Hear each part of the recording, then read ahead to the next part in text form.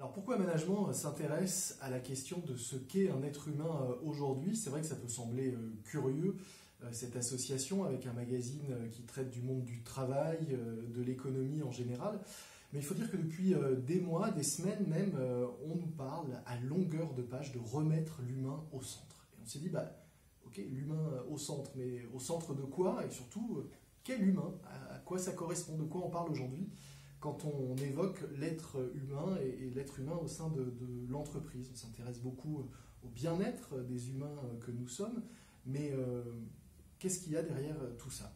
Donc cette rencontre était vraiment intéressante à ce niveau-là parce qu'en ayant tous ces scientifiques avec chacun leur spécialité et leurs regards différents, on a réussi à composer une image de ce qu'est un être humain aujourd'hui et répondre à cette question de qu'est-ce que ça veut dire de remettre l'humain au centre, qu'est-ce que cet être humain et au centre de quoi. Alors moi ce que j'en ai retenu, c'est que ce qui faisait un être humain aujourd'hui, c'était à la fois son côté unique, presque son côté anomalie au milieu de l'infini, et en même temps, on pourrait se dire qu'un être unique, c'est un être solitaire, et pas du tout. On se rend compte que l'être humain aujourd'hui, c'est celui qui se constitue par rapport aux interactions avec les autres, avec son entourage, avec son environnement, et surtout avec les autres humains.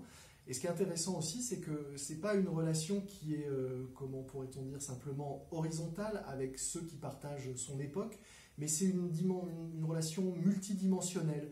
On se rend compte que ce qui fait l'être humain, c'est aussi son rapport au temps, au passé, à ce qu'il est, à ce qu'il a été, à ce qui a fait son histoire, et au futur, le futur vers lequel il se projette, celui qui nourrit ses espoirs, ses envies, ses projets. Et puis ce rapport au présent avec cette relation avec les autres humains. Donc c'est ce côté vraiment multiple dimensions de l'être humain qui est intéressant parce que effectivement en le plaçant au centre, on voit que c'est au centre d'un tissu à la fois d'histoire, de relations. C'est finalement un maillon au milieu de plein d'autres qui se nourrit de ses interactions, qui se nourrit de son histoire, qui se nourrit de ses envies et de ses projets.